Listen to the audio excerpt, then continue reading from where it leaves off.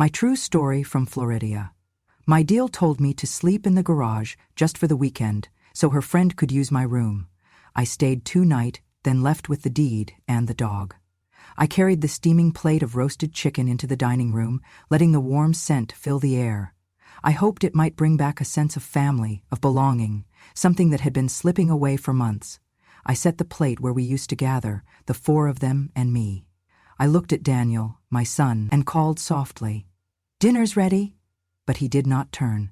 The chill in his gaze cut deeper than any blade. Daniel cleared his throat and said, his voice cold and curt, "Just for the weekend, Mom. Sleep in the garage. Sophie's friend flew in from New York. She needs the room more than you need your old book's smell." His words sank into me like stones. Before I could swallow the hurt, Sophie piped in with that thin, mocking tone I'd grown to dislike. "Honestly, if you weren't the grandmother of our kids, you'd be living under a bridge already." She glanced at me as though I were suddenly invisible, and I felt my knees wobble slightly. I swallowed hard and stood my ground. Sophie's friend could stay with Sophie in her room or at a nearby hotel. This used to be my room. Why do I have to move? I spoke clearly, though my voice trembled. Sophie laughed, an empty, echoing hiss, her eyes narrowing. "Lol, Mom, expecting a 70-year-old to give up her room? You are delusional. A crusty old golden retriever lover like you can camp out in the doghouse for all I care." She was talking about me, but the cruel stab included Max, my gentle golden retriever, who had been my faithful companion since my husband died. Blood rushed to my face. I took a step forward, but Sophie's next move startled the room. She raised her hand, poised to slap me. Max sprang toward her, growling low and fierce. His huge frame filled the doorway, first standing on end. Sophie snapped her fingers at him, then kicked him without real force, sending him sprawling backward. Max whimpered and hid behind my legs. I dropped to my knees and held him, tears burning behind my eyes. Sophie stood over us, arms folded. "If you don't retreat to the garage, both of you can sleep in the doghouse," she said, voice icy. She turned back to the table. "He's just like you, ungrateful. You love him, you care for him, and he still bites the hand that feeds him." My heart raced, tears fell. Daniel shifted in his chair, watching me without blinking.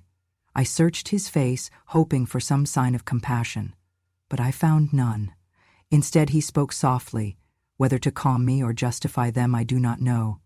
"Doghouse or garage, Mom, this is our house now.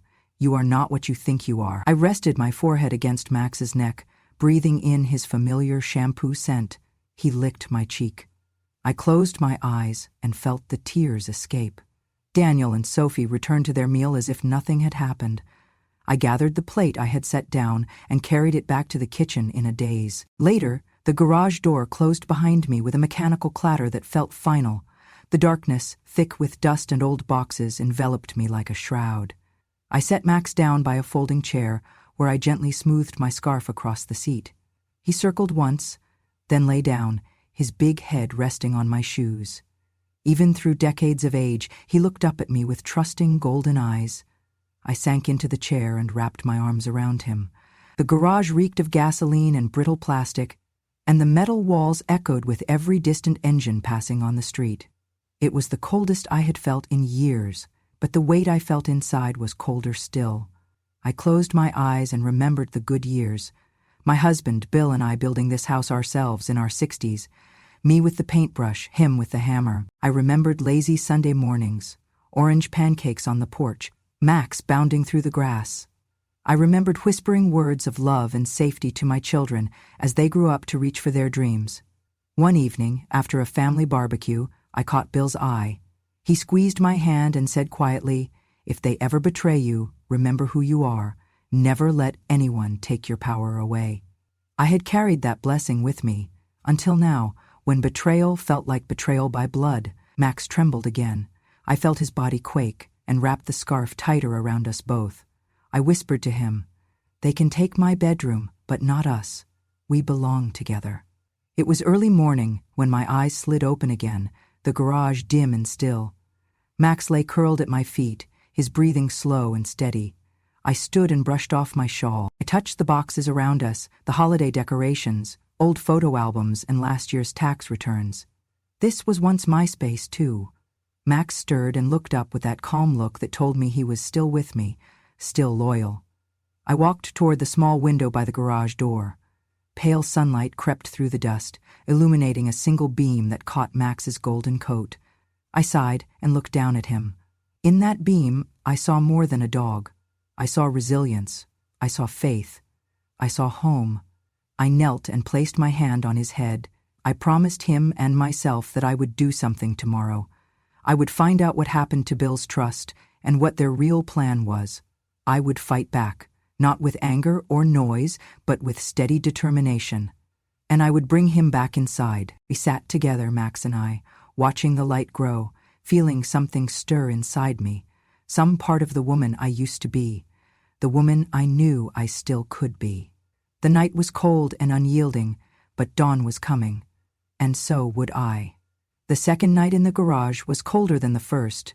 The wind howled against the metal like an unwelcome visitor, slipping through the cracks and whispering that I did not belong. I sat wrapped in 2 blankets that smelled faintly of mothballs and motor oil.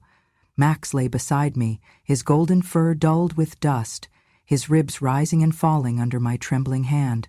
He had not eaten much all day. Sophie had taken away his food bowl.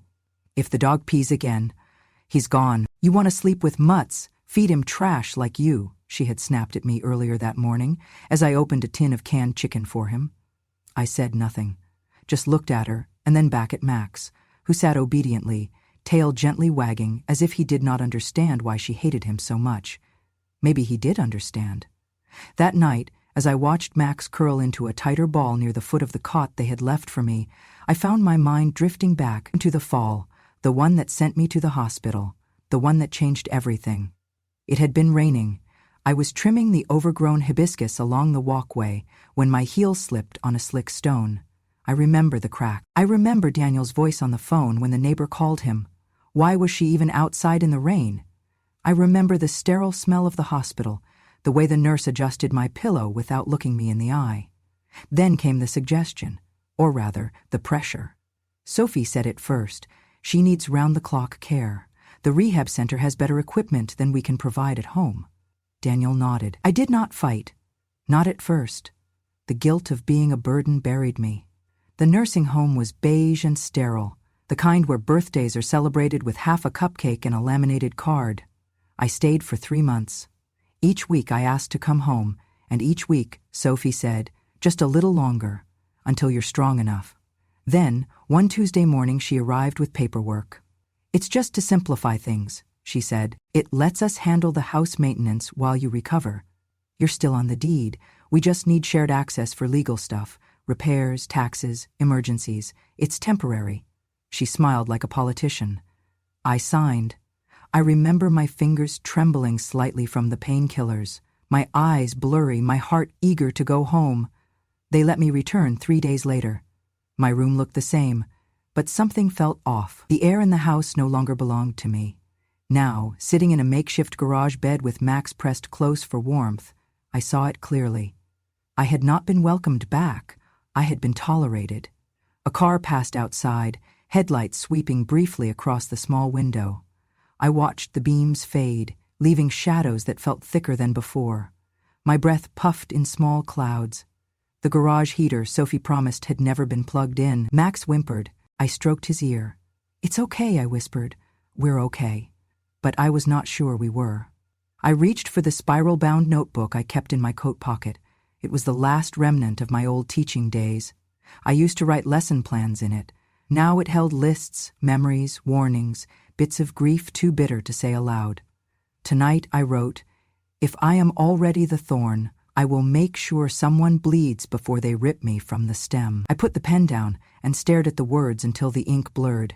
Then I remembered something else, something older than this pain. My husband Bill, standing with his back to the ocean, salt in his hair and his hand squeezing mine. We had taken Max for a walk down Clearwater Beach. The dog had been just a pup, clumsy and eager. He had chased a crab and yelped when it pinched his nose. Bill laughed until his stomach hurt. That evening, under the orange-pink sky, Bill leaned close and said, You are stronger than they think. You always have been. But don't forget, if they ever make you feel small, you rise taller. Do not beg to belong in your own house. I had forgotten. But tonight, I remembered. I looked around the garage. Boxes piled high, paint cans, holiday lights, forgotten things, like me, and yet not discarded. I turned to Max. He had fallen asleep, his head heavy on my feet, his paws twitching in dream. I felt a rush of warmth, not from the blankets, not from the air, but from within. "We won't stay here," I told him. "Not forever." His ear flicked as if in agreement. Outside, the wind wailed again. But I no longer shivered, not as much. Something was changing, and I was starting to feel it. It was on the third night, after the last cough of the wind had died and the garage lay still, that I found myself unable to sleep. The cold had crept deeper into my bones than usual, and Max, though curled tightly against me, could not keep me warm.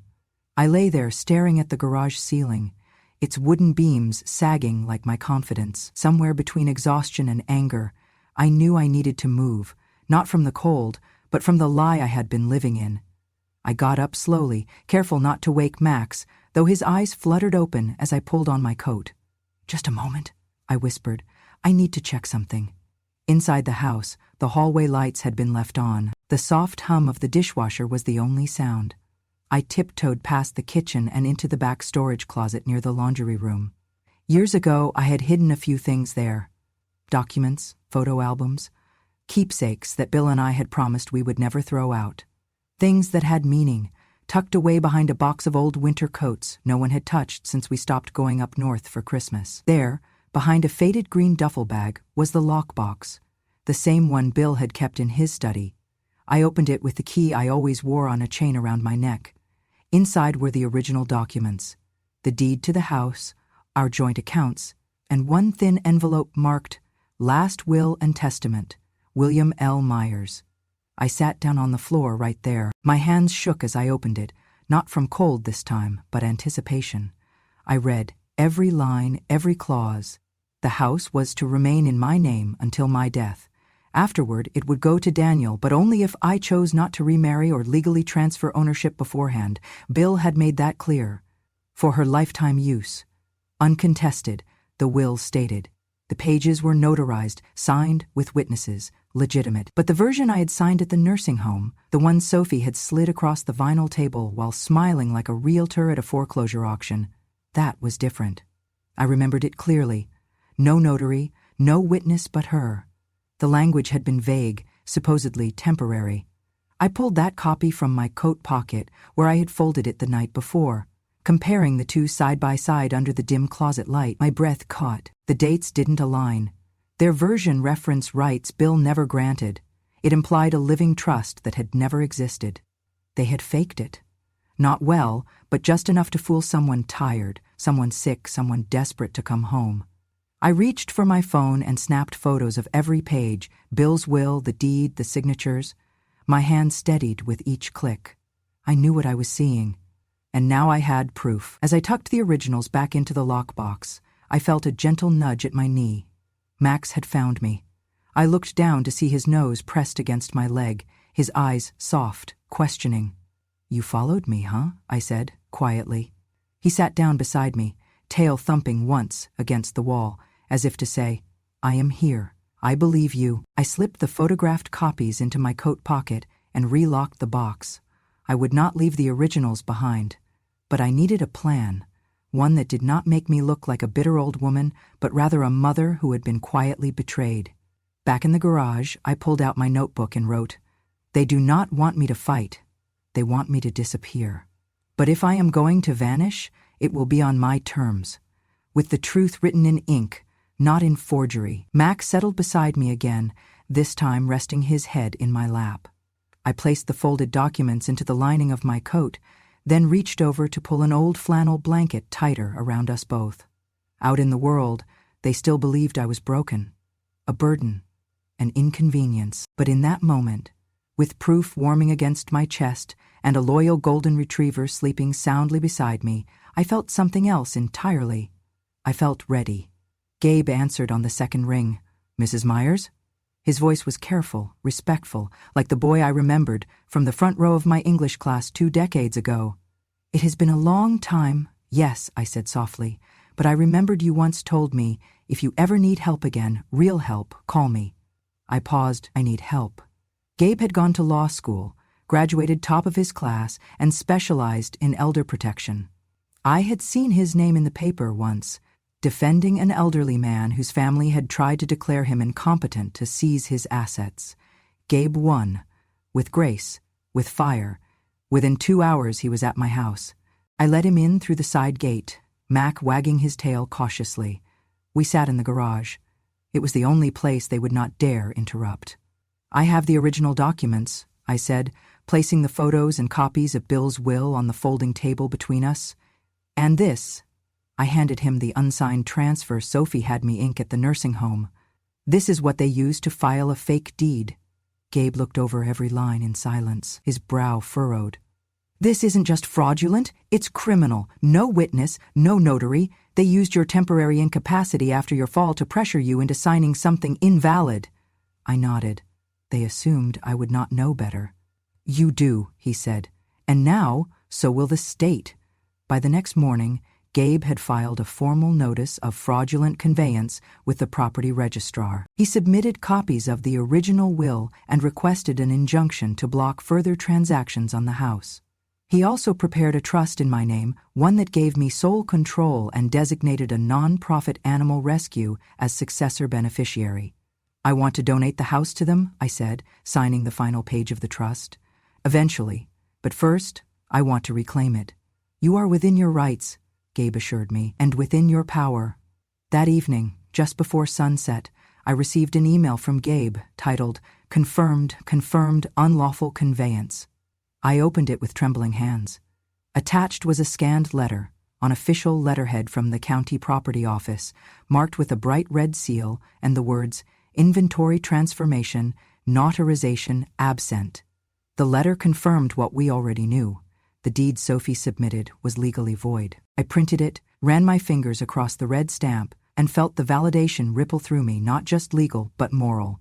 They had tricked me, but the law now stood beside me, quiet, unshakable. When I stepped out of the garage that afternoon, something had changed. My back felt straighter, my voice didn't shake when I asked Daniel and Sophie to pick the kids up from school. I needed the house to myself, I said. They blinked, but did not question. I went into my room, and for the first time in months, I packed my belongings, not with sorrow, but with purpose. Clothes, journals, photographs, a small teapot Bill had given me on our 20th anniversary. I packed Max's things too, his leash, his bowls, the tattered old duck toy he still carried from room to room like it meant something. And then I placed a letter on my pillow. It read, To Daniel and Sophie, I leave this house, temporarily, but I reclaim its soul. You took the warmth of this home and froze it with greed. I will not argue, I will not scream, I simply take back what was always mine. The law agrees, the documents prove it. This house was built by love. You tried to hollow it with entitlement. You failed. Max and I are going where love still has roots. I am not exiled, I am released. Garage was exile. But it gave me a way out. Max sat by the door as I zipped the last suitcase shut. I looked around the room one last time. The framed photo of Bill stayed behind. Not out of sentiment, but because I wanted them to see the man who once built a life here, and to remember what they had turned it into. I left through the back gate, just as Gabe's car pulled up the driveway. He opened the passenger door. Max jumped in first, I followed, and we drove away, not into the unknown, but into something I had forgotten was possible. Freedom. It was a Thursday morning, unusually bright for February. I had just finished steeping a pot of green tea, when I heard the shouting from the front porch. Civil investigators are at the gate. Sophie's voice shrieked through the hallway like a wounded bird. They're asking for you, Mom. They have paperwork, bad paperwork. I did not rush. I placed 2 porcelain cups on a tray, poured the tea slowly, and carried it to the table where Max was already sitting, alert, tail thumping against the floor. He sensed something was happening. This time, it was not fear. It was justice. Daniel barreled into the kitchen. Mom, he said, voice cracking. They're here about the deed, the old one. They said there's a dispute, some complaint filed about fraudulent transfer. I looked at him over the rim of my cup. Yes, I said calmly. That complaint was from me. His eyes widened. You? What the hell, Mom? We were going to handle all this. You said— I said nothing, I cut in. You assumed I would stay silent. Outside, a knock at the door. Not pounding, measured, official. Sophie's face had turned white.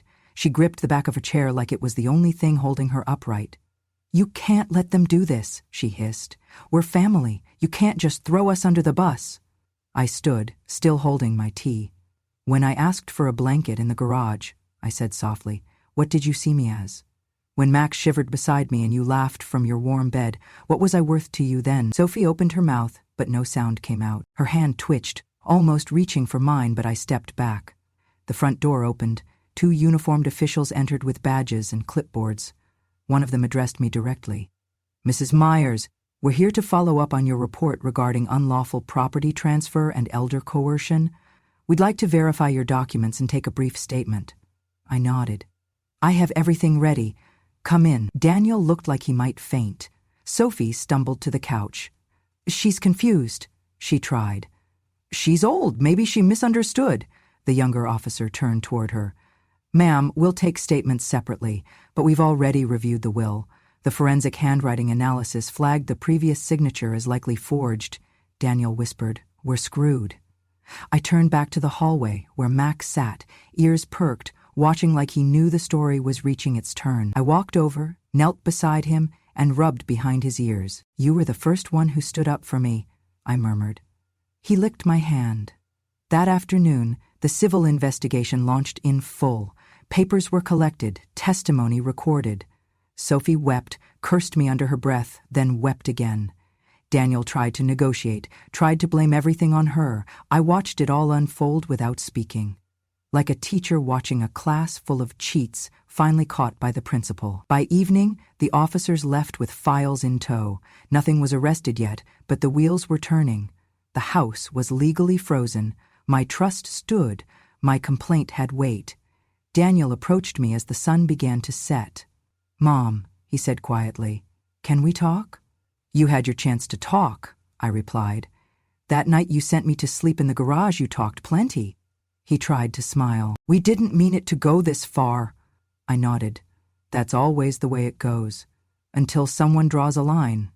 Max barked once, sharp and strong, then laid his head on my feet. I looked down at him, then up at Daniel. For years, I said, I let you redraw the lines around my worth.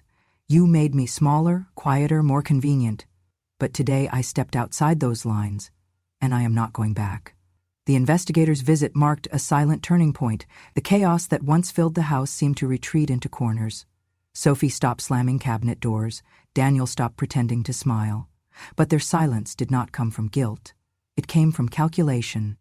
2 days later, I made my decision. I contacted Second Leash Sanctuary, the dog rescue center where I had once volunteered with Robert before his stroke. They remembered me. They remembered Max, too. He was the pup we almost adopted from them years ago. They were expanding, looking for a new property to turn into a training and recovery facility. I offered them mine. The executive director, a woman named Charlene, nearly dropped the phone. Mrs. Myers, you're donating your home? Are you sure? Yes, I said, I'm sure. But it's not a donation, it's a statement. By Friday, the trust papers had been amended, ownership transferred. I retained residence, only for 2 more weeks, enough time to pack my belongings and transition Max. When I informed Daniel and Sophie, they were seated at the kitchen island. They had just returned from a desperate visit to their bank. The house is being transferred, I said plainly. It'll belong to a non-profit starting next month. Sophie blinked. You're selling it? No. Donating to a rescue for dogs who've been abandoned, abused, or left to die. Her face twisted. You're out of your mind. This house is worth $500,000. You're just, handing it to a bunch of mutts? Daniel muttered. We can contest that. You can try, I said calmly, but the paperwork's clean, verified. My claim was proven valid. Yours was not. Tears sprang to Sophie's eyes, but they were not the tears of grief. They were the tears of greed denied. You could have given it to us, she spat. We're your family. No, I said, voice firm as the stone path Robert once laid to the garden. Family does not treat elders like pests. Family does not fake signatures. Family does not make mothers sleep beside lawnmowers. Sophie clutched the counter like she might fall. You're destroying us. No, I said. I'm setting us free. You from the house you never respected. Me from the family who never protected me. She covered her face. Mom, please. I turned to Daniel. Do you remember what you said to me the night you sent me to the garage? He swallowed hard but said nothing. You told me I wasn't human property anymore, that the garage or the doghouse was good enough. Now this house will serve those who love unconditionally, even when they are broken, especially when they are broken. Max sat beside me, golden fur glowing in the morning light. He licked my hand once and wagged his tail.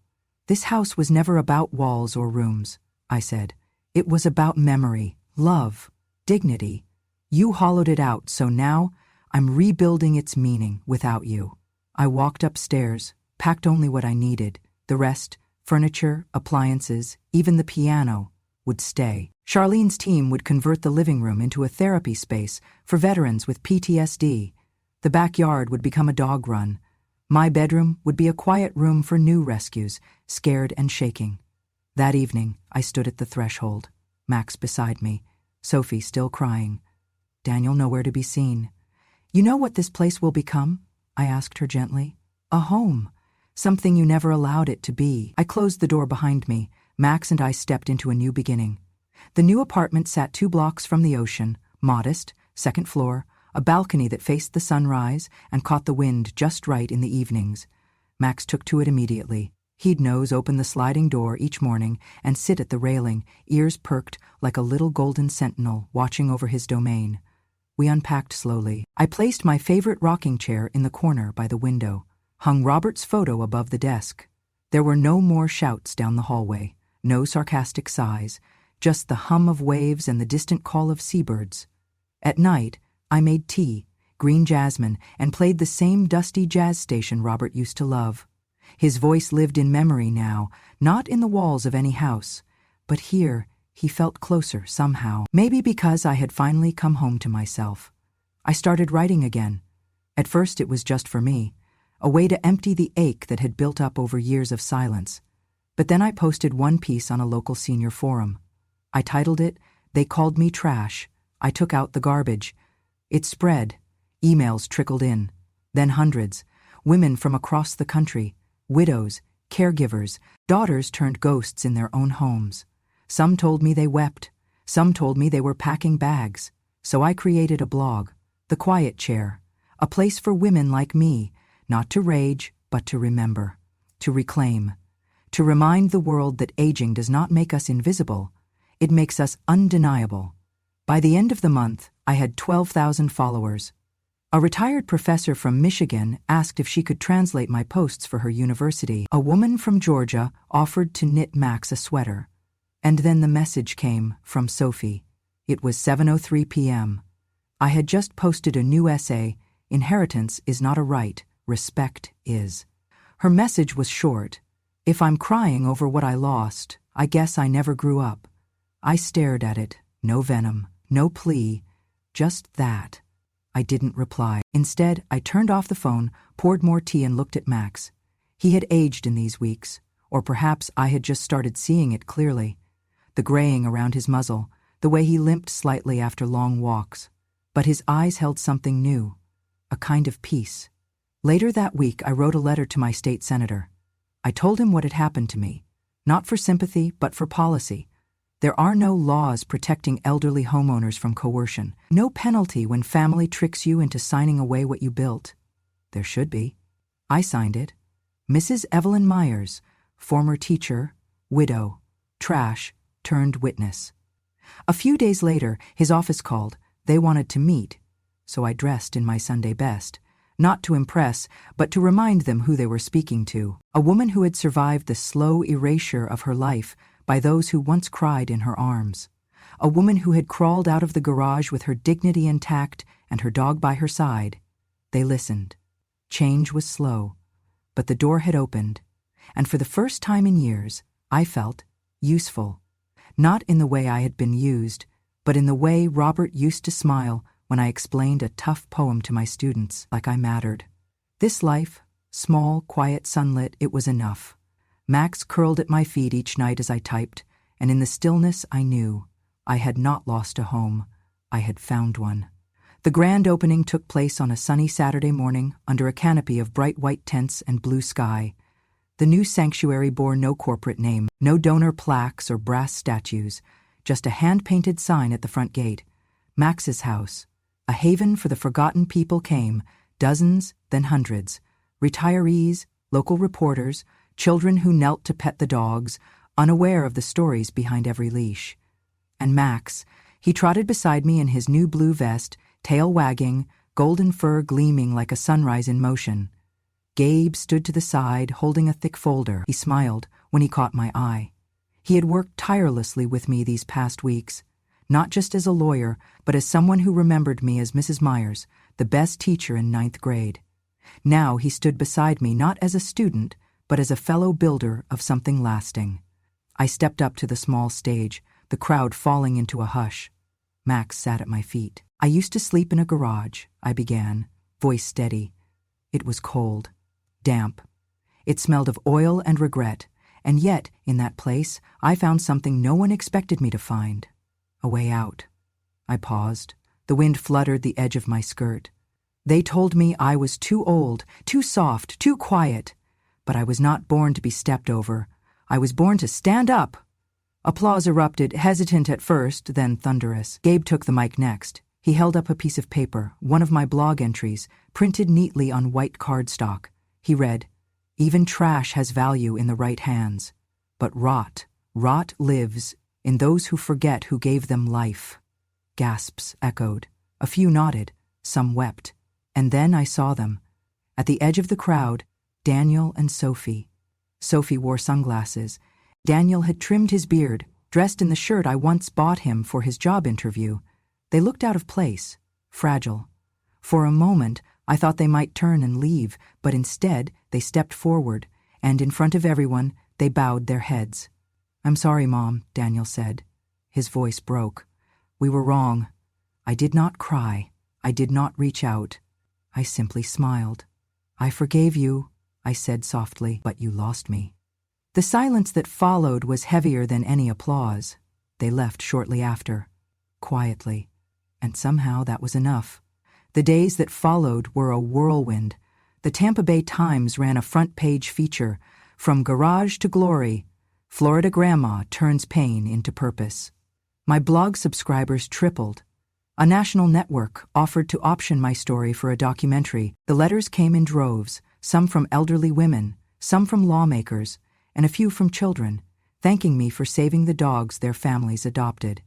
And everywhere I went, people stopped to say, "You made us believe it's never too late.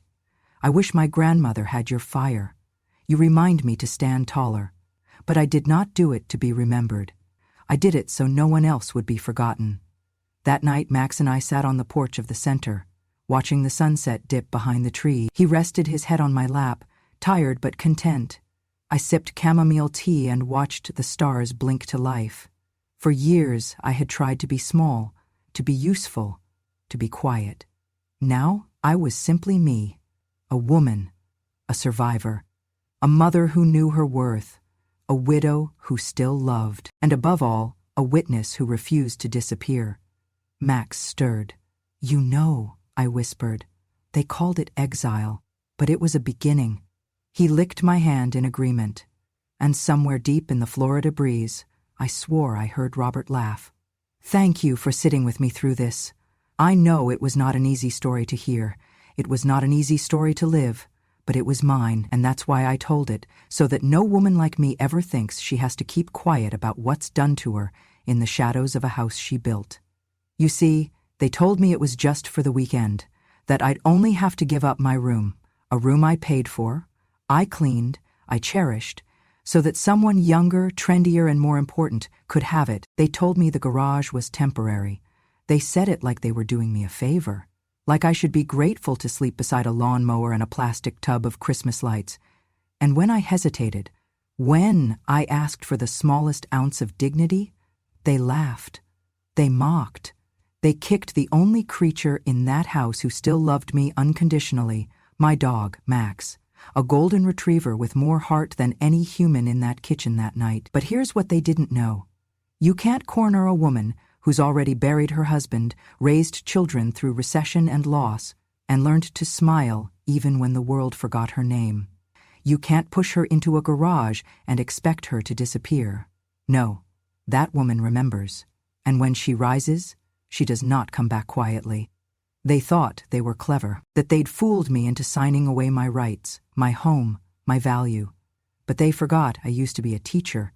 I know how to read fine print, I know what forged ink smells like, and I know how to call the right people at the right time when no one's looking. And when I left, 2 nights later, I did not slam the door. I closed it like a chapter. I took my dog, I took my dignity, I took the deed, and I took back my name. Now, I live near the ocean. Max has a yard. I have peace, and together we've turned that pain into purpose. You see, the house I left behind? It's no longer theirs. It's no longer mine either. It now belongs to a shelter for abandoned dogs, souls like Max who've been kicked, ignored, and discarded like trash. But trash can be recycled. Trash has value. And I am no one's garbage. If this story meant something to you, if it reminded you of your mother, your neighbor, or even yourself, then I ask just one thing. Do not let it fade. Subscribe to this channel, Grandma True Stories. Share this story with someone who needs to hear it, a friend, a daughter, a woman sitting silently at her kitchen table, wondering if anyone still sees her. Because we are here. We are still here. And let me tell you something they never put in greeting cards. A grandmother's silence is not weakness. It is history, waiting for the right moment to speak. And when she does not raise her voice. She raises the roof. Until next time, remember this. Wisdom does not shout, it remembers. Revenge has no expiration date, and when a grandmother speaks, the world finally listens. Click subscribe and come sit with me again. I have more stories to tell.